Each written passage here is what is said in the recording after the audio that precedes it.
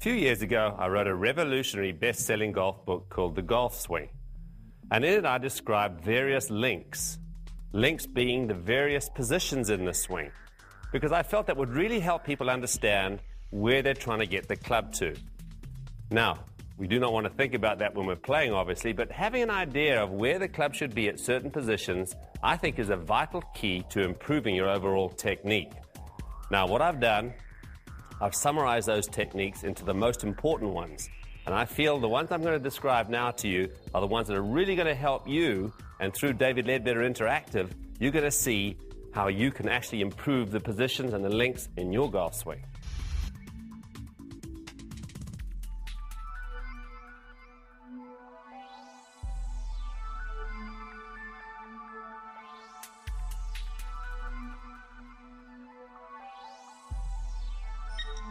The most important link in the swing we've already discussed in detail, and that's address.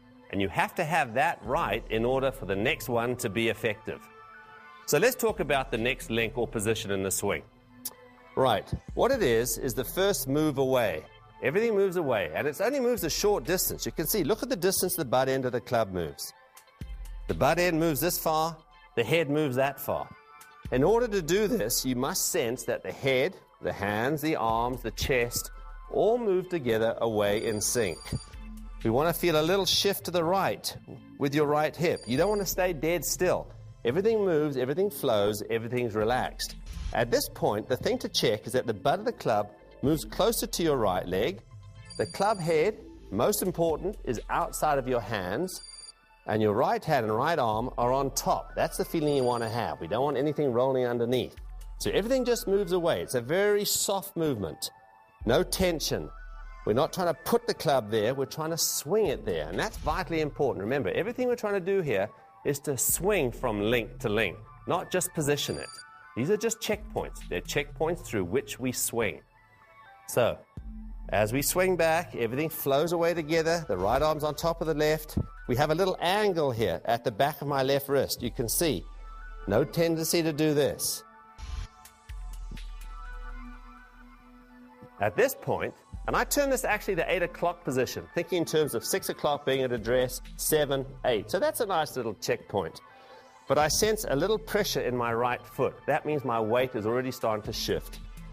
Also, have a look that I haven't got much turn at this point. A lot of people tend to overturn at this juncture. So remember, just a little turn, nice and relaxed, club head outside the hands. That's key. And there you are, your first important link.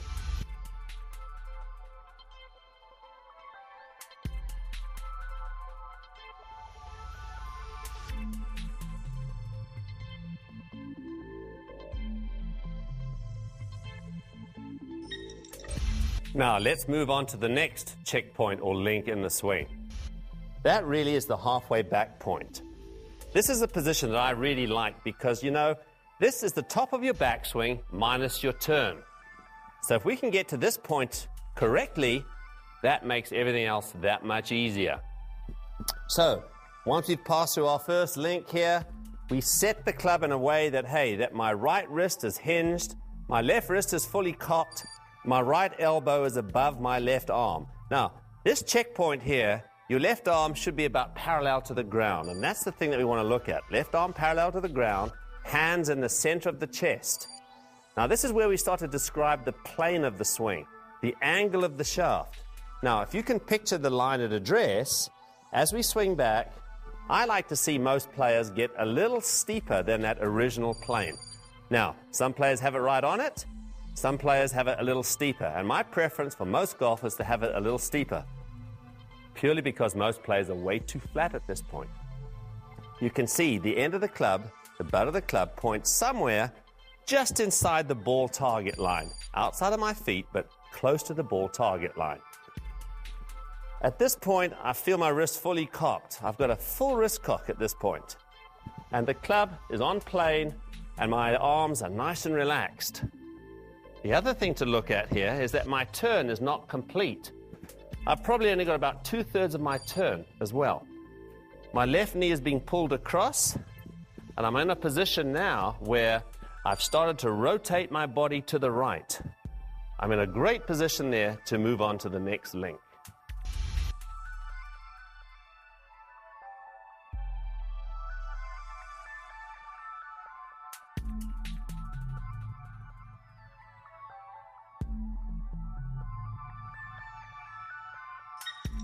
Right, we're moving swiftly through the links. Let's talk about the next link now, the top of the backswing position. This is a position that's checked regularly with a lot of good players. Now, we can see here at the top of the swing, my wrists are fully cocked, my left thumb is under the shaft, and the club is just supported by my left thumb. We try to get the club pointing pretty much parallel to our target line. As a rule of thumb, that's a good position to try to get into. My right elbow supports the club. You can see how my forearm matches my spine. As I swing it back, you can see here I am. My right forearm matches my spine. You don't want to jam it in. You can see I've got almost a 90-degree angle under my arm and also on top of my arm. So these two little boxes are a good image to have. I sense too at the top of the swing that the left wrist is fairly flat. There may be a hair of a cup to it, but that's the position one should look at. Also, my body is fully wound up.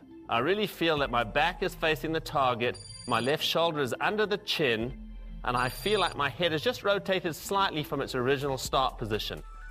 We do not want to try to keep our head dead still. Very few people are flexible enough to complete their backswing, keeping their head dead still. So we complete the backswing, my left knee's across. If I'm not that flexible, I might have to raise my left heel very slightly. But also notice, I keep the flex in my right knee. I keep the pressure on the inside of that right foot. That supports the coil. Very important at the top of the backswing to be fully wound. That's your power. The stretching down the back muscles here, that's what really allows you to hit the ball solidly and a long way. So at the top of the backswing, club pointed pretty much at the target line, parallel to it, fully wound up. I'm now in a position ready to come down.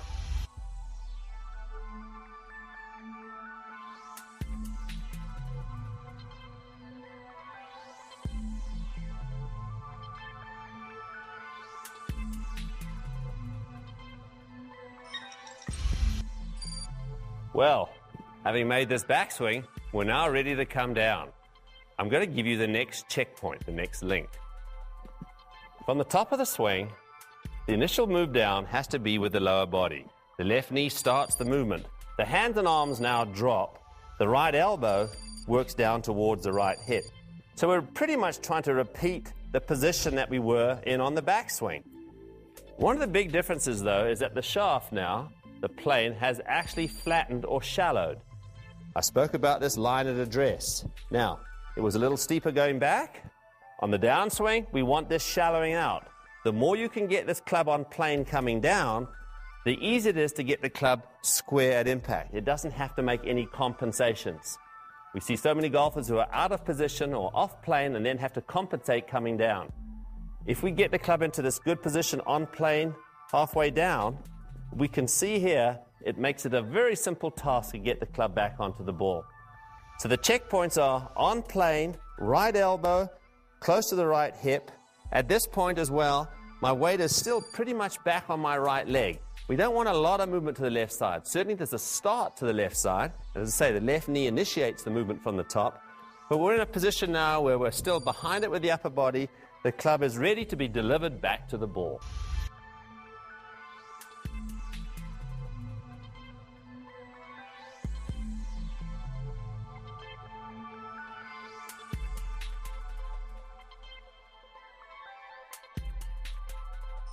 Okay, well, we're finally getting to where it really counts, impact. Now, that's the next link to check.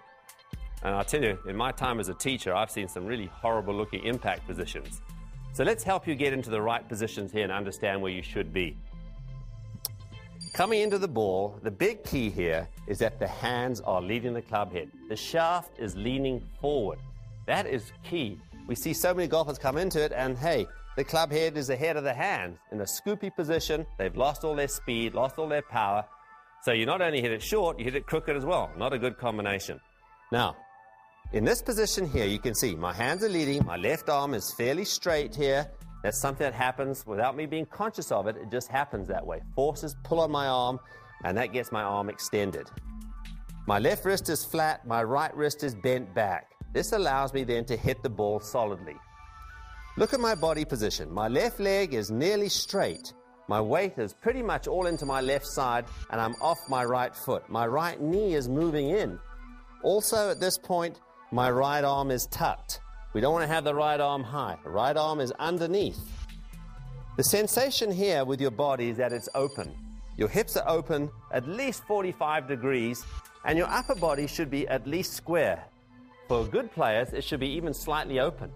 So we want to get to a position, hey, that we're on top of the ball. It's termed trapping the ball.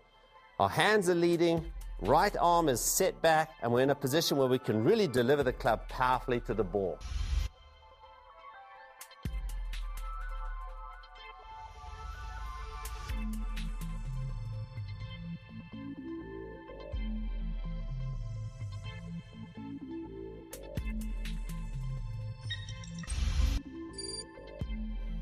All right, now, the next link, the release position.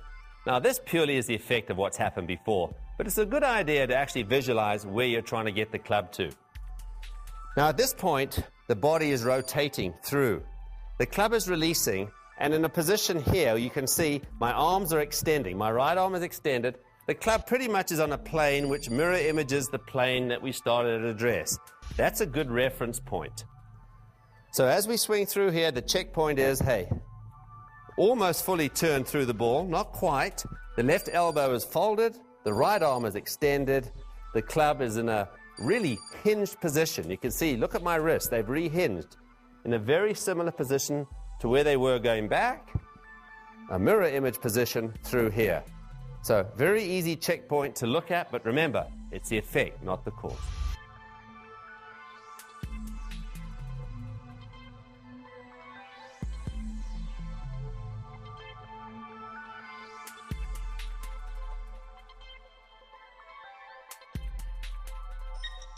Okay, so we've hit the ball, we've got our release position. What's left? The full finish, the final link. Here I am, the club wrapped around the back of my neck, right shoulder facing the target, hips fully cleared. I've got all my weight on my left leg. It's firm, it's fairly straight, my right knee is through, and I'm up on my right toes. If you can do that, the club gets into a position where it gets all the way through and around. We see so many golfers when they swing, but they never really get through the ball. They hang back, their follow through short, and it's really a good mental image to swing all the way to your finish. I really like that thought because it simplifies things. So many golfers never get there, and if you can think in terms of swinging through the ball rather than at the ball, that link, if you can check where you are here and you're balanced up on that left leg, you know you've done a really good job. Furthermore, hey, even if you don't hit the ball well, at least you'll look good.